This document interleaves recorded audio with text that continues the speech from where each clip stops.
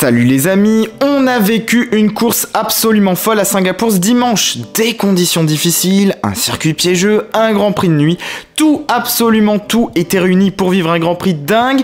Et à ce petit jeu-là, celui qui tire magnifiquement les marrons du feu, c'est Sergio Pérez qui remporte pour Red Bull sa deuxième victoire de l'année.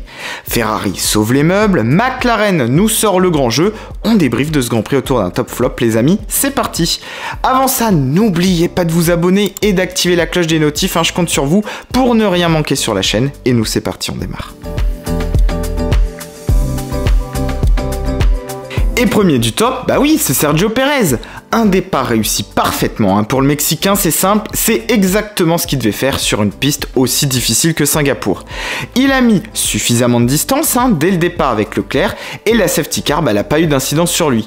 Et comme à Monaco, sur une piste en ville, il montre qu'il est une valeur sûre et il assure en l'absence aux avant-postes de Max et il signe son deuxième succès de l'année, donc un grand bravo à lui. Au moment où je vous parle, on n'a pas encore les résultats de son investigation, mais bon, j'ai envie de dire peu importe, c'était bien lui l'homme du jour à Singapour. Et on continue avec les deuxièmes du top, c'est signé McLaren. Ils ont attendu leur heure, les papayes, et après un week-end pas simple, ils ont exploité parfaitement la situation. Ricciardo sorti en Q1, Norris accroche quand même une Q3 le samedi, après être passé lui aussi tout près du coup près. Pendant le Grand Prix, ils ont bien joué des faits de course, des nombreux abandons, avec des stratégies bien menées, et c'est du coup pour eux une 4e place de retrouver au constructeur, donc c'est quand même très bien joué de leur part. Daniel fait lui une remontée spectaculaire pour signer une super 5e place. Après être parti loin dans le peloton, ça faisait longtemps et du coup ça fait vraiment plaisir. Troisième de ce classement, c'est pour Aston Martin. Très jolie course chez les Verts qui finissent ensemble 6e et 8e. Ils marquent de très beaux points. Un Grand Prix où ils ont réussi à éviter tous les pièges et c'était pas évident. Et pour eux, ce résultat d'ensemble, il est capital puisqu'au constructeur, pour les hommes de Lawrence Stroll, c'est tout simplement 2 places de gagné avec ce tir groupé qui ramène 12 points d'un coup. C'est simple, c'est leur meilleur week-end de l'année et ça méritait quand même d'être souligné. On peut aussi relever la course des Ferrari, toutes les deux sur le podium. Malgré sûrement un petit peu de frustration pour Leclerc en partant de la pole, ça reste quand même un beau résultat. Et aussi de Gasly qui marque encore un point ce dimanche. Allez, on attaque les flops et le premier, c'est pour Mercedes. Et oui, ils n'ont pas souvent été dans le classement cette année, mais c'était compliqué pour eux ce week-end. Des qualifs très difficiles pour Russell qui se fait éliminer en Q2 à cause d'un problème de frein qui l'a handicapé et son début de course il a été aussi très difficile. Une manœuvre loupée sur Bottas dans le peloton, il profite de la VSC causée par Alonso pour s'arrêter et tenter pourquoi pas le pari fou de chausser les slicks.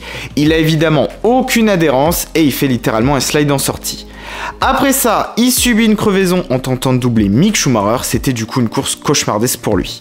Côté Hamilton, un bon samedi, mais une erreur où il tape le mur qui lui coûte cher le dimanche, un aileron a changé et il termine seulement 9e après avoir été passé par Max. C'est un coup dur sur une piste où il pouvait viser au minimum un podium. Dommage en tout cas pour Mercedes. Deuxième flop, c'est pour Max Verstappen. Alors lui aussi, il n'a pas l'habitude d'être dans ce classement, mais rien n'a été ce week-end pour le champion du monde en titre. Il a failli signer la pole le samedi, avant qu'un souci d'essence anéantisse tout, et le dimanche, un départ catastrophique, bloqué un moment derrière Alonso, une tentative ratée sur Norris, tout s'est un petit peu accumulé pour lui finalement. Il inscrit quelques points après une jolie fin de course, mais ça n'a pas été un Grand Prix tranquille, ça c'est sûr. Il faudra du coup attendre un petit peu pour lui, pour le titre. Troisième et dernier flop, c'est pour Alpine, course catastrophique chez les Bleus. Alonso avait bien fait le travail le samedi, et aussi en début de course, il tenait une bonne 6e place, il avait en plus Max derrière lui, mais le moteur, on a décidé autrement, c'est vraiment dommage, c'était en plus son 350e Grand Prix. Pour Ocon, après un mauvais essai, il remontait petit à petit, et même problème, même conséquence, le moteur lâche alors qu'il était 13e. Pas de points, et ça coûte cher en plus pour la lutte pour la 4e place face à McLaren. On peut aussi relever la contre-performance des deux Williams qui contrastent quand même très nettement avec Monza et les Alfa Romeo qui n'ont pas profité des faits de course. Eh bien c'est pas ce week-end que Max Verstappen sera champion du monde, faudra attendre un petit peu, mais ce qui est sûr c'est que ce Grand Prix de Singapour, il aura été animé et on a eu quand même quelques cartes de rebattus. Les grands gagnants c'est évidemment Perez, les Ferrari, mais aussi dans le peloton, les McLaren et les Aston Martin qui, elles, ont fait carton plein. Norris et Ricciardo permettent même à McLaren de reprendre l'avantage sur Alpine pour la 4ème place. Aston aussi fait une superbe opération et le team gagne littéralement 2 places en passant Haas et AlphaTauri. Prochain Grand Prix la semaine prochaine, déjà au Japon, sur une piste aussi très technique, avec sûrement là-bas aussi un Grand Prix animé, faudra rien louper. On attend aussi évidemment les retours concernant Red Bull par rapport aux investigations suite au budget de cap, donc affaire à suivre. Merci en tout cas à tous d'avoir suivi ce débrief, on se retrouve nous pour la preview du Grand Prix du Japon. N'oubliez pas de liker et de vous abonner, je compte sur vous les amis pour ne rien rater, et nous on se dit à très vite, à bientôt.